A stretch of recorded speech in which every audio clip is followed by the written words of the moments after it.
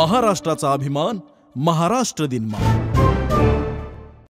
समाजवादी पक्षाचे नेते आमदार अबू आझमी यांनी केलेल्या एका नव्या विधानामुळे एक वाद पुन्हा एकदा निर्माण झालेला आहे। मुघल सम्राट औरंगजेबाबद्दल केलेल्या या विधानामुळे आता महाराष्ट्रात नव्या वादाला तोंडच फुटलंय।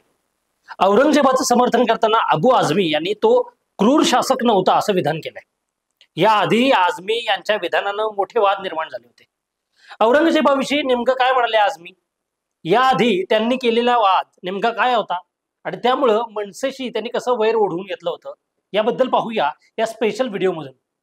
नमस्कार, मी राहुल सडोलीकर आणि आपण पाहत आहात महाराष्ट्र दिनमान।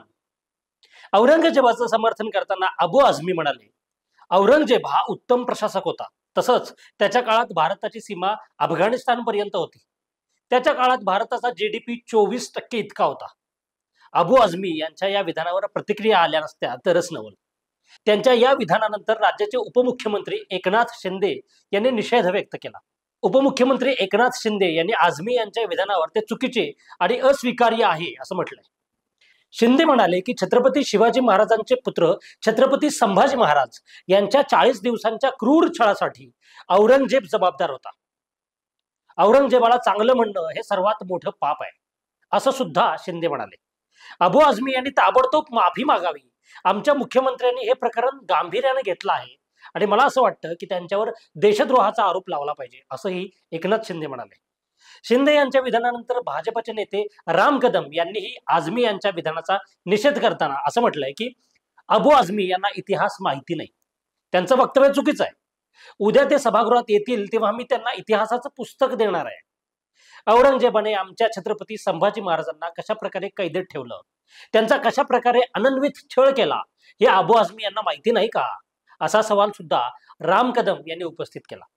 शिवसेना उद्धव बाळासाहेब ठाकरे गटाचे नेते आदित्य ठाकरे यांनीही आझमी यांचा समाचार घेताना त्यांच्यावर कारवाईची मागणी केलेली आहे। आझमी, सोलापूरकर, कोरटकरांवर कारवाई झालीच पाहिजे असं आदित्य ठाकरे म्हणाले। सत्ताधारी महायुती सरकार यावर काय कारवाई करणार आहे असाही सवाल आदित्य ठाकरेंनी उपस्थित केला। पण अबू आझमी यांच्याकडून वादग्रस्त विधानाची ही पहिलीच वेळ नाहीये। याआधी सुद्धा त्यांनी अनेकदा वाद ओढवून घेतले होते आणि त्यातला इतिहासातला प्रसिद्ध वाद म्हणजे मनसेसोबत झालेला मराठी अमराठी हा वाद, आणि तो वाद चक्क विधिमंडळात रंगला होता। नोव्हेंबर 2009 मध्ये जेव्हा नवनिर्वाचित आमदारांच्या शपथविधीसाठी विशेष अधिवेशन बोलवण्यात आलं होतं तेव्हा अबू आझमी आणि मनसे आमदारांमध्ये झालेला वाद खूपच गाजला होता।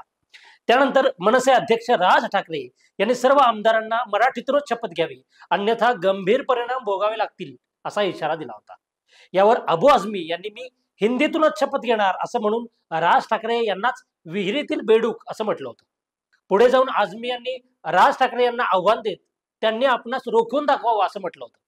पण प्रत्यक्ष जेव्हा विधिमंडळात शपथविधी सुरू झाला तेव्हा अबू आझमी यांनी हिंदीत शपथ घ्यायला सुरुवात केली तेव्हा मनसेचे 13 आमदार अबू आझमी यांच्या दिशेने धावले आणि आमदार रमेश वांजळे यांनी थेट आझमींच्या कानफाटात मारली। या घटनेनं साऱ्या सभागृहाला धक्का बसला आणि काही आमदारांनी यात मध्यस्थी करत प्रकरण शांत करण्याचा प्रयत्न केला।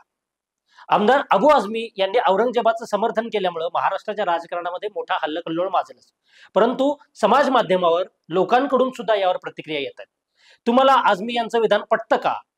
त्याचा विरोध किंवा निषेध तुम्ही कुठल्या शब्दात व्यक्त करताय हे आम्हाला नक्की कमेंट करून सांगा आणि पाहत रहा महाराष्ट्र दिनमान।